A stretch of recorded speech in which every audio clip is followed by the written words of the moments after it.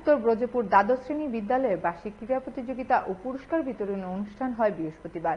উপস্থিত ছিলেন চরিলাম সমষ্টি উন্নয়ন আধিকারিক কৃত্তিকা সাহা, বিদ্যালয়ের এসএমসি চেয়ারম্যান পরিতোষ দেবনাথ, উত্তর ব্রজপুর গ্রাম পঞ্চায়েতের প্রধান, বিদ্যালয়ের ইনচার্জ চিত্রা দেববর্মা সহ আরও অনেকে। এদিন মোট 29টি ইভেন্টে 100 জন ছাত্রছাত্রী খেলায় অংশগ্রহণ করে। পরে বিজয়ীদের হাতে পুরস্কার তুলে দিয়ে তাদের উজ্জ্বল ভবিষ্যৎ কামনা করেন উপস্থিত সবাই। পিএমসি নর্থ ব্রজপুর উচ্চতর মাধ্যমিক বিদ্যালয়ে আজকে আমরা আমাদের বার্ষিক ক্রীড়া প্রতিযোগিতামূলক অনুষ্ঠান এখানে অনুষ্ঠিত করতে চলেছি। আমাদের মধ্যে উপস্থিত রয়েছেন চরিলাম আরডি ব্লকের যিনি সমষ্টি উন্নয়ন আধিকারিক আছেন, বিডিও ম্যাডাম।